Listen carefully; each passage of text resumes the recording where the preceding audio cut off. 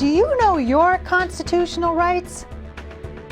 Our founding fathers died to give every American citizen freedom of speech, due process, freedom of assembly, and the freedom to pursue life, liberty, and happiness.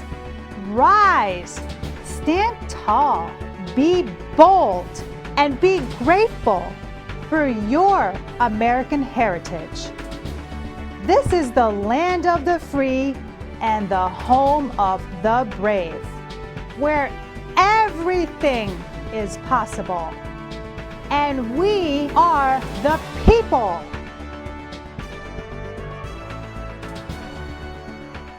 Welcome back to We the People. Today we have David Nachman and Ludka Zimochuk back on the show from NPZ Law Group, both immigration attorneys, and they're going to be giving us some valuable information today based on the Biden administration's new immigration laws. So you want to watch the entire episode, folks. Welcome back, David and Ludka. Thanks so much, Geeta. Great. I'm really glad to have you. So let's continue. We were talking about some fascinating topics and we had a wealth of information here. So viewers are probably taking lots of notes, but I have some additional questions lined up for you for today. And we're going to open with the H-1B cap. So how well has the H-1B cap in 2022 FY performed? And what is the current trend? Well, Geeta, it went pretty well. This is a second season where we had a new lottery system that requires registration, where employer first does the registration for a $10 fee, and it's online. It went pretty well, I think pretty smooth. We had a lot of registrations, I think. About 300,000. Over 300,000, yeah. Which I think is probably the most we've had in the past few years. Just as a side note, we only have 65,000 H-1Bs available, plus 20,000 for U.S. master's level. So just imagine that we had over 300,000 applicants. So not a great chance for those that have a bachelor's degree, but it went pretty well. And I think that one of the other things that's super important, Ludka, is for us to point out that there were two lotteries actually run. So they ran the first lottery. What you would do is you'd register in March. And so you actually get two bites at the apple, right? The first bite at the apple you get for a possible filing April 1st. And then what ended up happening is that they found out that there were a lot of H-1Bs that were still around. And so what they did is they ran a second lottery on the same registrants from March at end of July, beginning of August.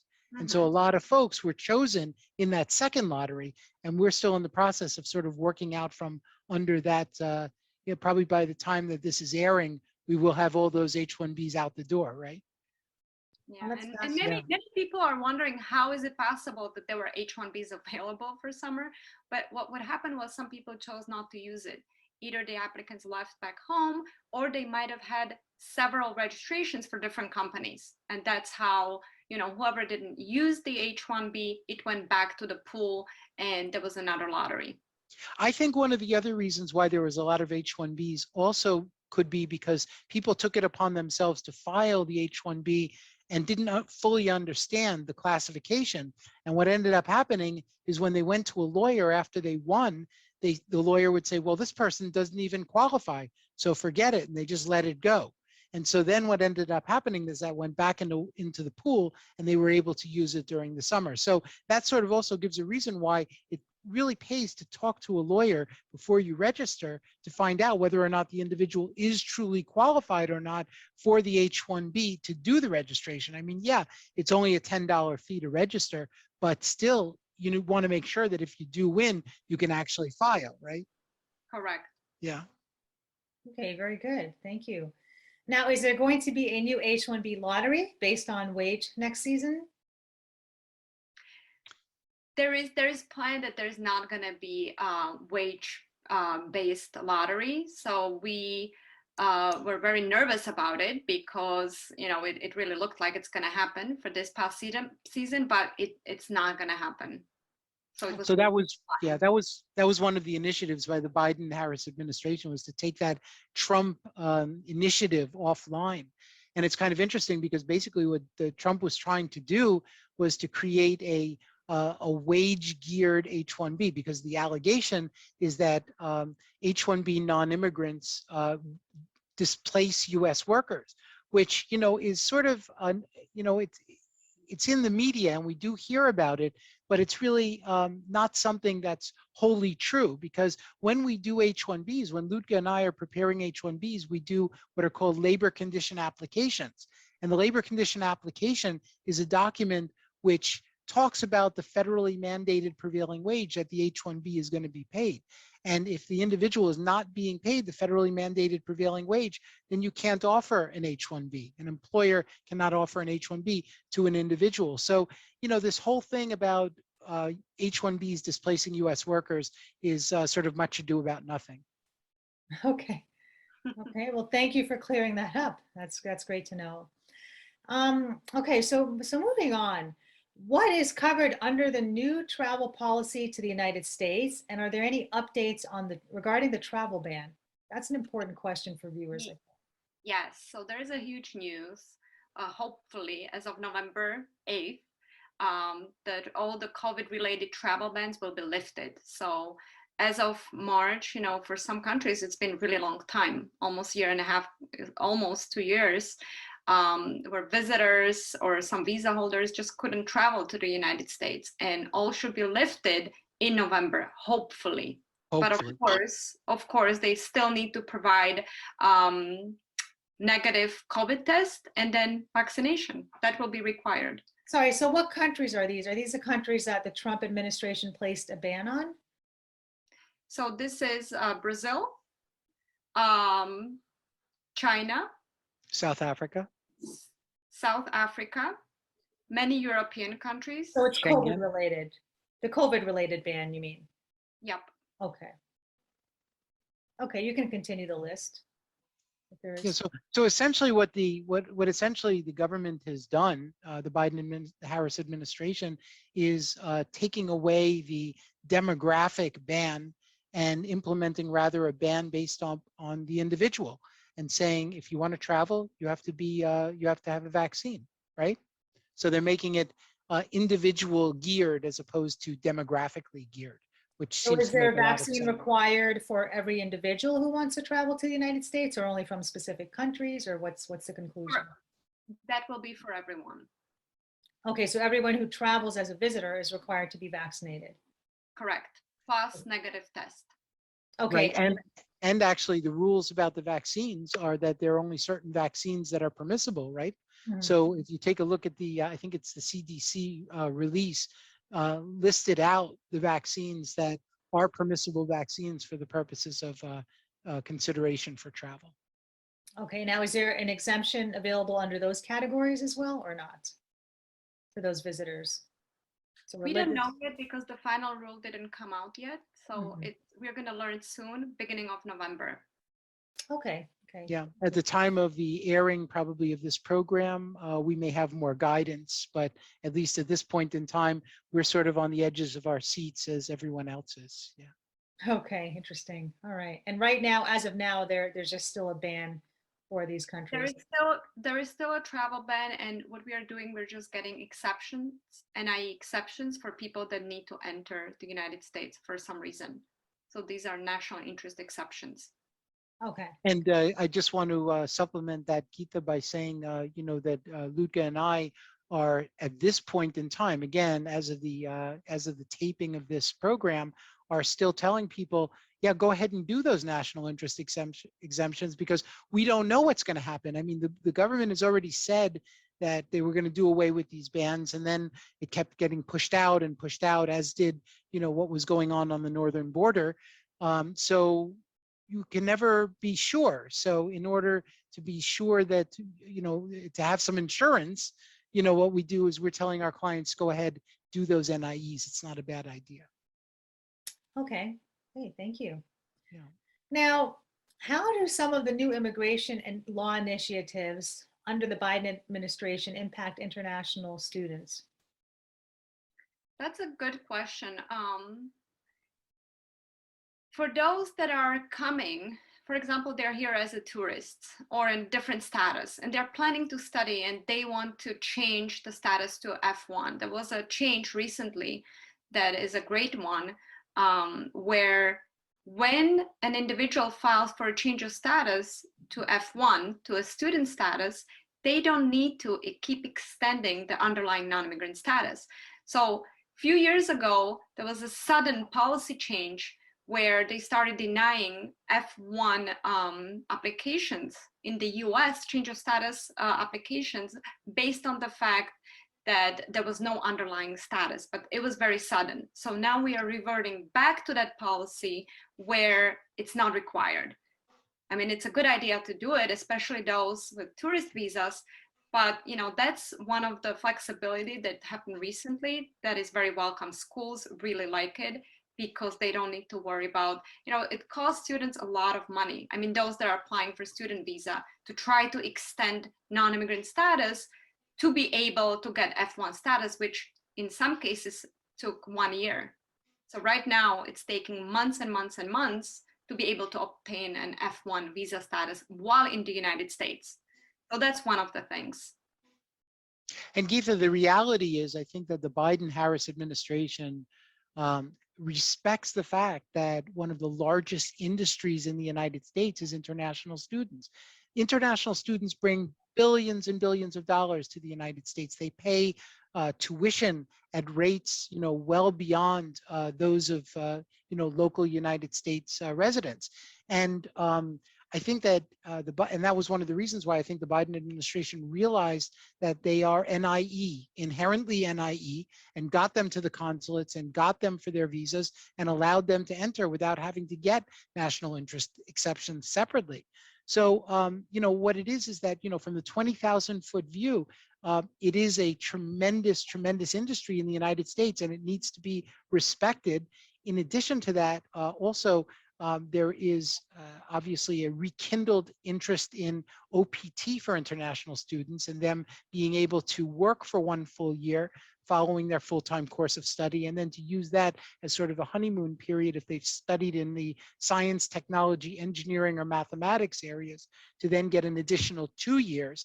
And why would those 3 years be important? Well, what that does is it allows them to get 3 bites at the apple to try to get into the H-1B cycles, to be able to get the H-1B, and then once they have the H-1B, to move over to the green card.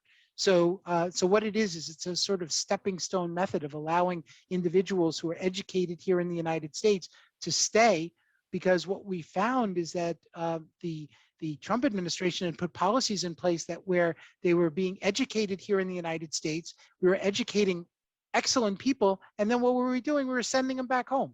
It was crazy. Doesn't make sense. So here we have policies in place where we have opportunities to really retain the highly skilled and highly educated folks that that are here in the country. And there was a period of time that we were worried that the OPT will be offline completely. There was a litigation regarding the OPT, which I've heard from many students that then they would rather go to Canada or Australia to go study and then get work permit, because what's the point? They're going to study here and they would not be able to use some type of training. So, that's a good one, that OPT stays. And Geeta, actually what Lutka said gets me up on my soapbox, because I'm just going to get up there for 1 minute and I'm going to say that when Lutka and I go to work, we're not just immigration lawyers. What we are is we are taking advantage of the worldwide brain drain. What we're doing is we're trying to present options to our clients to allow them to come to the United States, as opposed to going to other countries, which are also opening their doors to try to get those highly skilled and highly talented scientists, researchers, doctors, those skilled laborers. They want to get them, and they're obviously providing incentives. And so it's our job as immigration lawyers in the United States, serving that public, to offer them opportunities to be able to come to the United States and to come fast so they don't end up in those other countries. Well, that's a great perspective and a great twist to it. Thank you. Yeah, I hadn't thought of it that way, and that's true. I'm off my soapbox, sorry. No, that's great. Thank you for sharing that, David. Yeah, definitely some great answers and great thoughts. Very stimulating conversation. Good. Okay, so do you anticipate that there will be an increase in demand for the professional and specialty occupation work visas, work or visas in the upcoming March H-1B lottery? It is very possible. It's just as we talked about OPTs, students, especially those on F1s, everyone is worried about the lottery. So we see increase every year because David was talking about STEM OPT, you know, that those students have additional 2 years. So they used to apply for H-1B in the last year. Now everyone is applying for H-1B right away because everyone is worried and scared. So each year we just see more and more applicants, registrations for the H-1B. So it is possible that it will be more people again. And I think that one of the things, Geeta, that we've seen, obviously with COVID-19 and proximity challenges, was that the information technologies field has absolutely been booming. And to add to the information technologies boom, we also had the PPP loans that were given, you know, the payroll protection loans that were given out to businesses throughout the country to allow them to retain their workers, you know, as opposed to them going on to unemployment. And those PPP, interestingly, when they wrote the Secure Act, they have a provision in the Secure Act which specifically allows for PPP monies to be spent on information technologies to improve information technologies for small businesses. Well, actually all businesses that ended up taking those loans. So that, I think, also bolstered the information technologies area. So I think that I personally think, and just to address specifically the question of do I think there are going to be more H-1Bs, I think absolutely, because all the information technologies folks that I'm talking to are all talking about enhancing their staff and, you know, looking for additional skilled workers in nuanced areas to further enhance the value for their clients. So I think we're going to see even more than 300,000 this year. Just my humble opinion, though. Obviously, it's to be determined. That's one of those crystal ball questions, you know. Oh, you mean you don't read a crystal ball? Almost. Not well. I think you both are great at that. No, you definitely have a lot of great insight into the future of, or at least how things are going now and interpreting and expectations. So this is great. Definitely a lot of information. Okay, so yeah, let's go into the next question. Or Ludka, did you have another comment on that previous question or? No, the only thing I want to just add to it, to the H-1Bs, that believe it or not, I have a lot of companies that actually cannot find employees. So I was listening to David as he was saying that there are many people that feel that foreign nationals are taking jobs.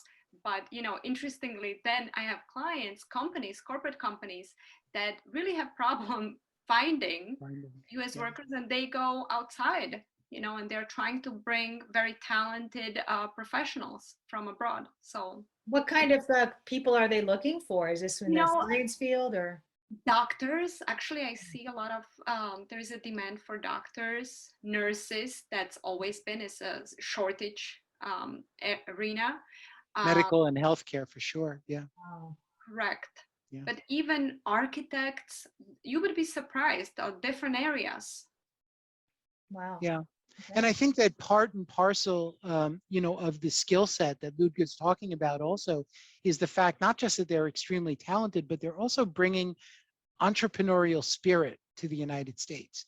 And it's, you know, I always hate to say it, but I think that to a degree, the entrepreneurial spirit in our country is really, I don't want to say dead, but it's definitely stunted because there's just a different thought process than I think existed many, many years ago.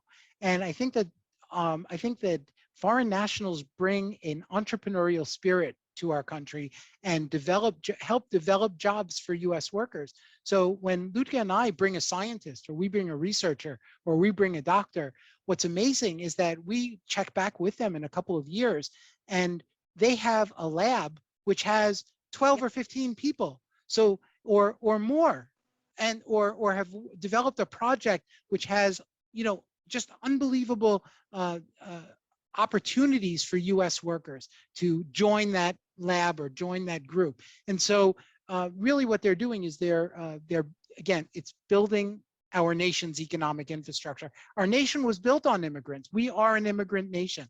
And the faster we come to terms with that, I think the better off we're going to be. Well, just think about COVID vaccine and the tests. Many foreign nationals that we personally know, they Right. work, Yeah. work on COVID vaccines and the tests, even Yeah. here in New Jersey. So yeah, you know. well, specifically one of our clients, had developed the messenger RNA process, and so that was tremendous. And so here we go. Had they not developed that, where would the Moderna vaccine be today, right? So interesting. Yeah.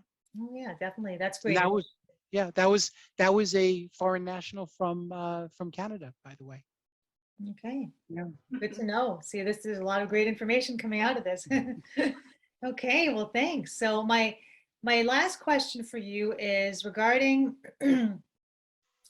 let's see here. So I'm given to understand that there is a new memorandum that was put out by the government with regards to prosecutorial discretion.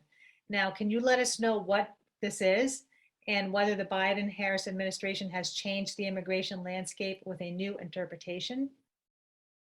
Sure. Well, let me just address that by saying that the priorities memo has been something that's been around for a long time. And actually, DACA finds its genesis in the issue of priorities, because the Dreamers were a group of people who the government decided were not high priorities. And that's why Obama, in the Rose Garden back in his, I believe it was his first term, made the announcement about DACA and Dreamers and why they should be allowed to stay. But that area morphed tremendously. Trump took the priorities memo, turned it around, and made it an enforcement-oriented program. And what happened when the Biden and Harris administration came in is that they turned it back around 180 degrees, and they gave priorities to, they're saying that the government should utilize its resources in a way that makes sense. And that is not to go after everyone who's out of status in the United States, because we can't possibly do that. But what we should do is focus our efforts on folks who are a danger to society, people who are not, folks who are basically dangerous. They look at Safety issues. factors. Yeah. They look at it's a totality of all the factors. So they look at the applicant, how long do they live in the United States? What are the ties? Do they have any immigration violations, any criminal issues? Exactly. And then they also look at the health risk. If it's a woman, is the woman pregnant? So they're looking at everything all together to exercise this prosecutorial discretion. But we used to have it a long time ago. So this is not something new, but we are reverting back to kind of Obama's, how it used to be, I would say around 2012. But as David mentioned, the government does not have unlimited resources, so they should use it on people that are national security threat, major criminals, and the government can exercise this prosecutorial discretion where they kind of can determine whether or not it's worth it to go after someone. And the use of this prosecutorial discretion transcends all of the administrative agencies.